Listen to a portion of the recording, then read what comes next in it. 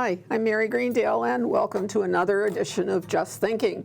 Today we're going to talk about taxes. I guess y'all got your tax bills recently because I've been seeing some conversations on Facebook. So we're really going to dive into that because we have the principal assessor for the town of Holliston, Kevin Rudden, with us today. And Kevin and I know each other fairly well since I served on the Board of Assessors for a few years with him. So it's good to see you, Kevin. Good to see you again, Mary. So how are things at the assessor's office? The last 2 weeks they've been crazy. Yeah. So the tax bills went out, and I know that you've chimed in on this Facebook conversation, and the question was basically, I thought, Prop 2.5 capped my taxes at 2.5%. How come my taxes keep going up? So how do you answer that? Well, in the 44 years since Prop 2.5 was passed by the voters of Massachusetts, that's probably the biggest fallacy people have about Prop 2.5. It's not your individual taxes can't rise by 2.5. It's the total amount the town raises through taxes can only go up by 2.5% a year. And actually, they can go up higher because we passed an override this past year. That raised them higher. And new growth, that is construction that didn't exist a year before, also gets counted and raises that.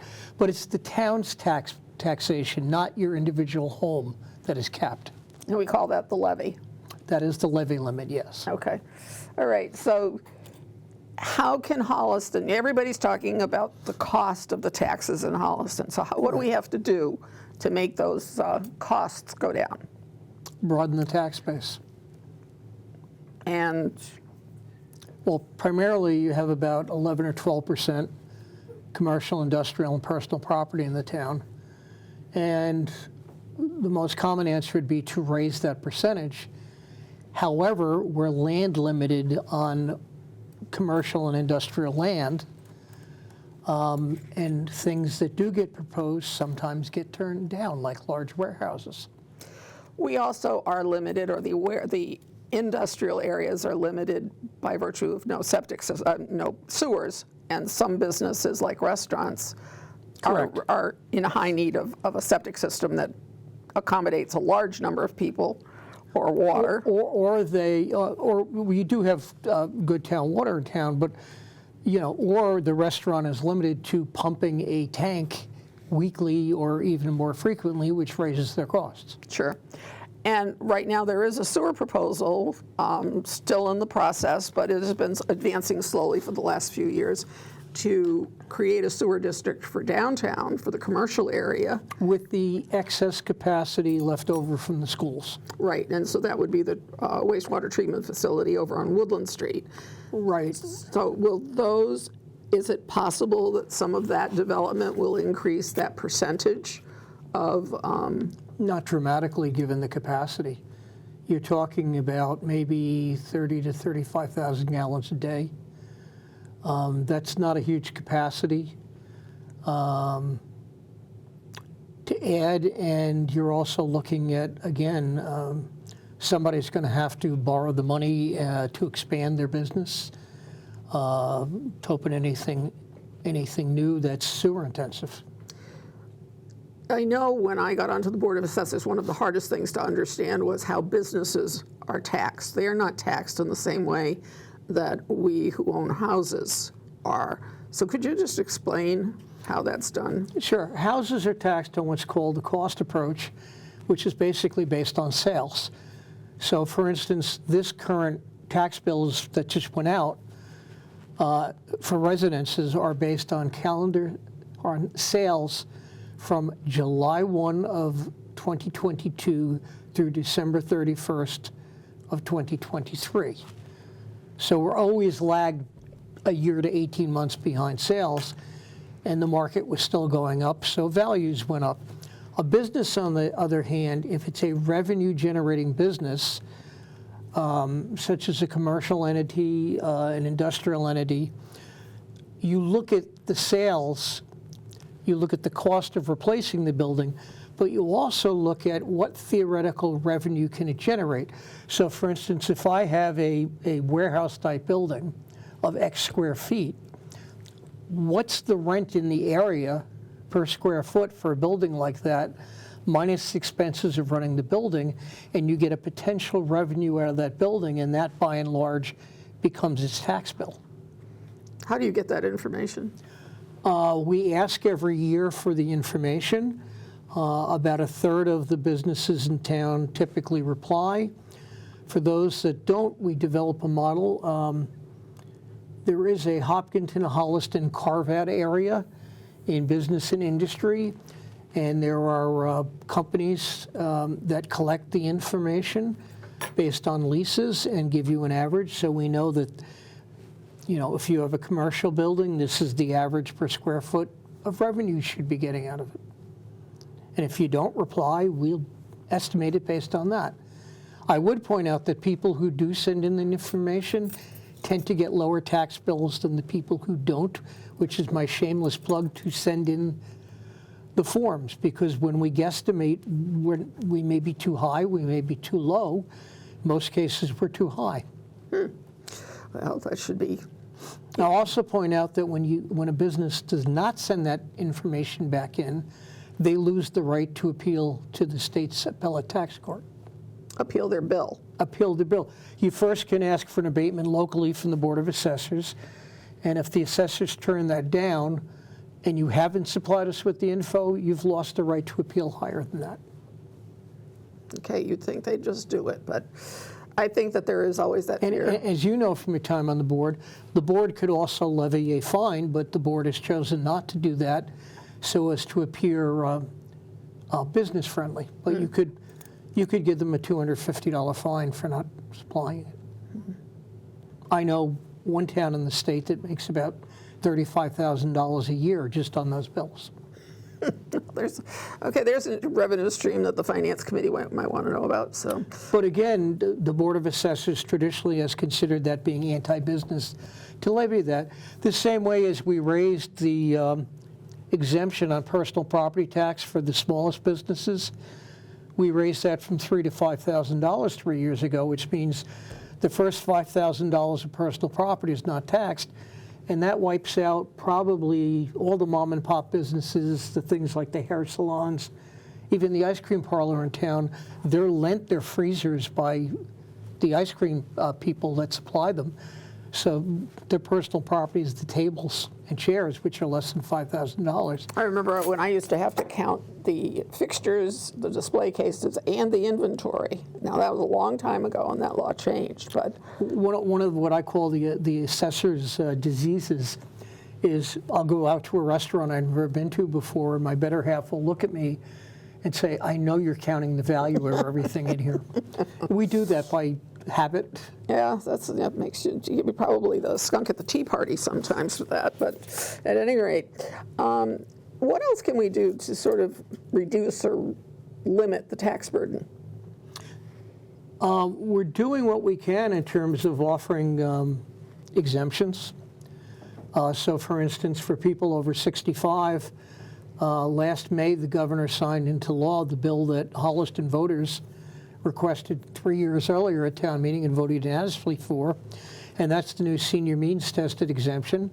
And in fact, if you are 65 or older, you should have gotten a letter within the last week from us in the assessor's office explaining how that works and what you need to do to qualify for fiscal 26.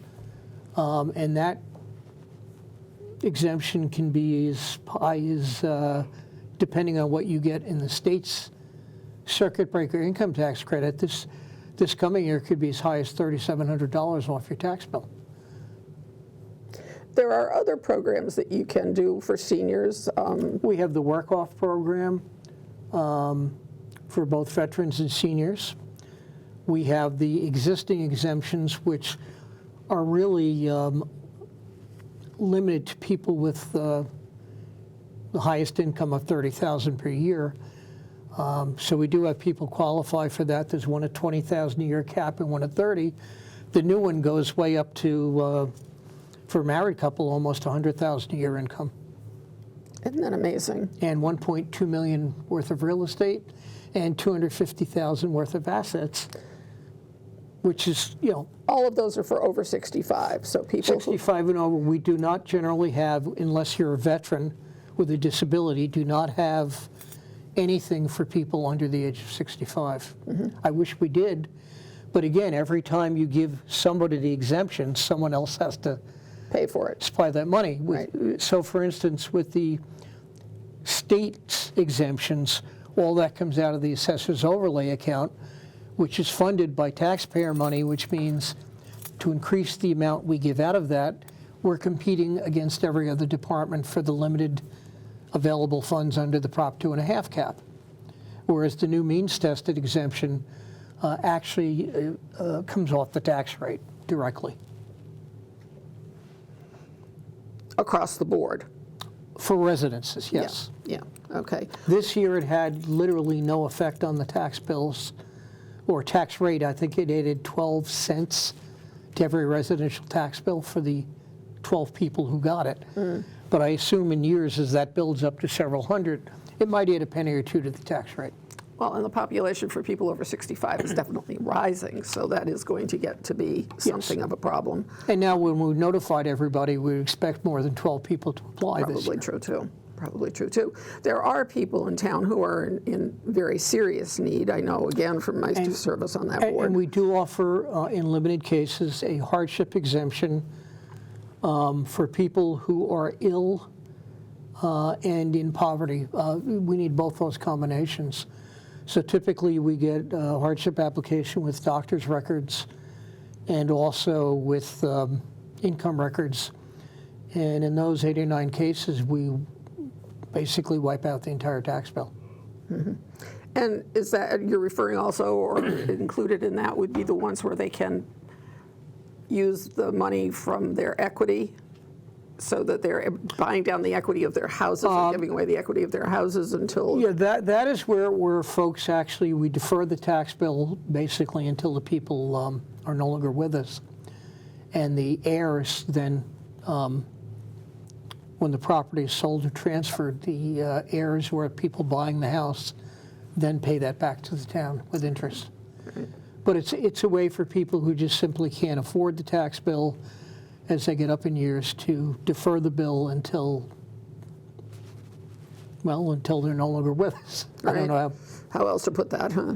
well, until they pass. Yeah. And then their children or heirs, or if the house is sold directly on the market, will pay that back. But that can't exceed half the value of the house. Right. So there's at least a floor. Right. So going back to how do we spread the burden, we've talked about we could increase the number of business properties. Holliston has never, that would be then that the share of the property taxes paid would be higher. But we have never charged a higher rate for business. We don't have enough business to do that. I mean, basically, by doing a split rate and charging businesses more, most small towns that do that drive out the smaller businesses and they go to towns with one tax rate. I'll give you a great example of that. As you know, I live in neighboring Mendon, and we've picked up 4 or 5 businesses in the last 3 or 4 years that have financed the move to Mendon by moving out of Milford, which has a double rate that's quite high. And all of those companies have moved to a single rate town. And businesses reach a point where they just say, I can't pay that, and the option is to close or to move. But we do have some good news going on. For example, we have a property on October Hill Road where a tenant they had for 10 or 15 years moved out last year. And I just heard from the building commissioner this week that they've signed a long-term lease with somebody to fill that vacancy for quite a while, which means that business owner, that property owner, will be paying more taxes next year because they're now fully rented. Yeah. As opposed to being a third vacant. Right, yeah. Vacancies hurt the town as much as they hurt the person who owns the property. Right, and we do have vacant properties. Yep. On the other hand, we have things like the Pope Industrial Park off Washington Street near the Milford line. The former owner passed away, and that was recently sold for quite a bit of some money. And the new owner is renovating all those 1950s and early 60s buildings. So he will probably end up charging, or she will end up charging more rent. No, that would be Very the goal of paying the possibility. higher price was Right. they see I can make income out of here. Yeah. I know right now they're engineering replacing all the septics for each building. Yeah. But there's an example of, property gets older, it gets refreshed, and people do it, and they have a renewed interest to rent it out. We have, several vacant buildings in town right now that people are trying to rent, but again, it's, you have to look for the right fit. Suburban community, not exactly on a main highway, although close to them, Yeah. no sewer. Businesses find the appropriate buildings eventually, but it's just not every building is a good fit for every business. Right. Yeah, and Holliston is just that much off the main ways and so forth that we've always suffered a little bit, and then we don't have the sewers. So there are little pieces that just sort of chip away at our viability. But that said, you have 3 large vacant lots in the Hoppingbrook Park that have been vacant for some time. There's another large vacant building in that park that hopefully will get filled. But when we talk about taxes in general, I think there was one thing that you used to say is to remember town meeting is the one that is spending the money. So if you... People come to the assessor's office all the time and say, you raised my taxes. No, we may have raised your values, but the amount of money the town spends, as you pointed out, is voted on by the voters of Holliston at the annual town meeting when the budget is done, and that is the bulk of what's going to be raised for taxes. Yep. And that's one of the hardest things to get across to people. They don't understand that government, you in your staff positions are not making decisions about what money you're going to spend. You put a budget forward that says what you want to spend or need to spend, and town meeting votes up or down. But it's not that you get to decide all by yourself what you're going to spend. No, my office has no decision in what's spent. Yeah. Because actually none of us in the office live in Holliston. If I did, I'd be at the town meeting voting every year. There you go. I get to sit in the non-voter section and answer questions, but when I go out and talk to groups like at the senior center, or the center, as Yep. it's now called, or veterans groups, it's the first thing I say is, make sure you go and vote. If you think the taxes are too high, vote no on the budget, ask questions on the budget.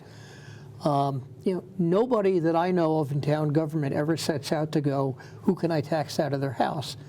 It's more there's a constant demand for more services, yet a cap on how much you can raise to do that. But at the same time, the price of asphalt doesn't go down. The price of goods and services the town needs to deliver those services goes up every year. And there's an awful lot of personnel in government service, and the problem there is not just the salaries, it's the long-term benefits. Most of government is, I'd say, good, once you get above 80% of the costs are higher, are salaries, benefits, Yep. things like that. I know the town is actually switching benefits to the GIC, the state level, in the next fiscal year to try to save on a larger increase with the system it's in. And some of us don't even take benefits from the town. Like I have my health insurance not through the town, so the town is saving money on me. Yeah, that's good. Thank you. We appreciate that. Of course, I don't own a property now, so it's really not me either. Well, there you go. 2 of us are sitting here, and we don't even contribute. Anyway, is there anything we haven't covered that to talk about with your office? What else do you folks do? Well, basically, we are the keeper of the town's data. Most people don't realize that. And we are what I jokingly call the deed detective. So every sale of property is investigated by us to make sure the ownership is correct, the deed description is correct in our records, that is the size of the property, the lot lines, and things like that. Every time somebody forms a trust or files for an exemption or abatement, that goes through us. So if you want to know how many houses in town were built before 1800, we've got the quickest way of looking it up than other people. We get questions like, what's the value of, or what taxes are generated out of Hoppingbrook Park or the Lowland Industrial Area? And we can tell you that fairly quickly. And then we look at every time there's what we call new growth, which is in addition to a house that didn't exist before or a brand new house or business. We determine the value of it and keep it current. State law requires us to be at 100% of full and fair market value every year, as opposed to every 3 or 4 years. That's quite a challenge doing that every year. Okay, but every year is that with that 12-month or 18-month delay? With the 18-month delay, it's hard to explain to people, but your fiscal 25-year bills that you just got in the mail, the assessment is based on property sales a year to 18 months earlier, Right. and the condition of the property on January 1st, 2024, a year ago, for getting that final bill. So in my head, I'm always dealing with 3 or 4 years at a time. Right. But if I were going to go and sell my house, Yes. could I look at the assessment on my tax bill and say that's a good place to start? Absolutely. We need, by state law, the assessment you have needs to be between 90 and 110% of what the property could sell for on January 1st, 2024. Okay. So the first thing I do, candidly, when somebody comes in and says, my assessment's too high, I look up the property on Realtor.com, and Realtor.com at the bottom of the page, if you scroll down for that address, has 3 what are called automated value services that gather data from all over the country and give you a projection of what they think the house is worth. And there's 3 different companies. And I will move the dial back to January 1st of 2024 and say, we should be lower than any of those numbers, because we also assess at 95% of value. That is, when we get the 100% of value, we knock it down to 95% for the town to get below the 100% level. So there's a little gap there for people. And we should be below those 3 average value services. And in most cases, we are. Now, with 6,500 individual parcels in town, we are bound to make an error.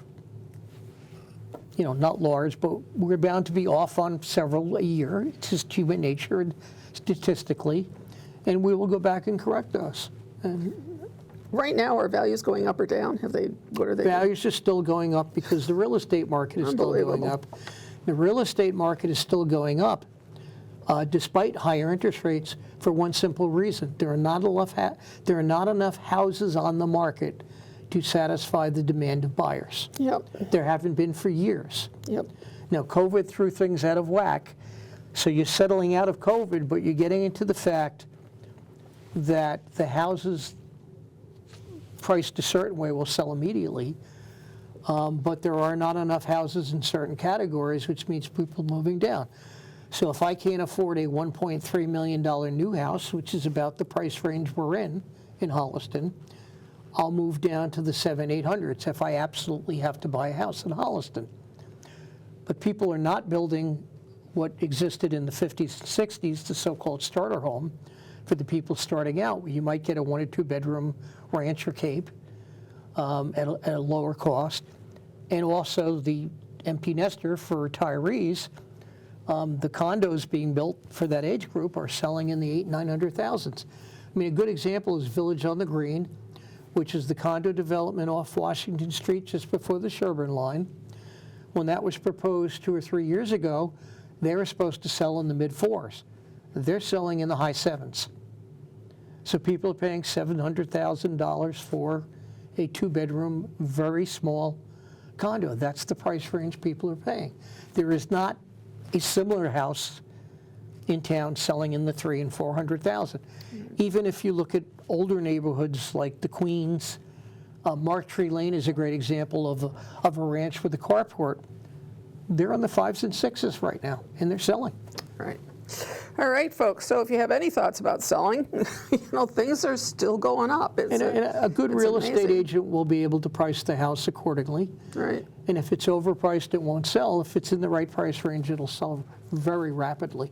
It's been my experience over many, many years that, in fact, the assessments are generally pretty close to what you could start, and then you have the conversation with the real estate broker based on what the conditions are of your house at that moment. So. Right, and then what we always get in abatement season, which is now until February 3rd, is, well, my house is just like my neighbor's. Well, I actually answered one of those questions by email today. And no, this particular person had a completely finished basement, and his neighbors did not have, one neighbor he named did not have a finished basement, and the other one had a third of a finished basement, and that's a huge cost differential. So when you look from the outside, it may look, A equals B equals C. When we start looking at the assessor's records, they don't. There are differences. And I would say also from my experience, the thing I learned was if you have a question, you can post it on Facebook, but you're probably not going to get the right answer there. It's best if you just call the assessor's office because they are happy to answer you. I do read the Holliston Happy Facebook page. I know you do. And I do answer I know you do. people with my name, and I sign it, your assessor, and by and large try to explain the correct answer. But yeah, we are a tremendous resource for people. Call us at 429-0604. Come in the office. We'll all explain it as best we can to people, and a lot of it's just education on how the system works. That's right. All right, with that, I think we've covered everything we needed to cover. Kevin, it's really good to see you. Anything else? Have I forgotten anything? No, I'll just point out, I'll do a shameless plug. Okay. We have this wonderful brochure called Do You Qualify to Lower Your Property Taxes? Okay, hold that up to the camera. That would be good. It's on the, let me get that straight, it's on the assessor's webpage. Yeah. It's also available in hard copy in our office, and it outlines all the abatements and programs that we have. I also go to the center for seniors and other people aging. I go 2 or 3 times a year and explain what we have, and I meet with the veterans several times a year what we have. I'm willing to meet with anybody, a condo board, a business group, anything to explain how the system works and what to do. We're we're more of a public outreach agency than a taxing agency. Yep, perfect. And that's what you should do. And anyway, okay, so thank you very much. It's good to see you. You take care. Thanks for having us, and we're happy to be here. Great. Thank you for joining us. We look forward to seeing you next time. In the meantime, be safe, stay warm. Bye.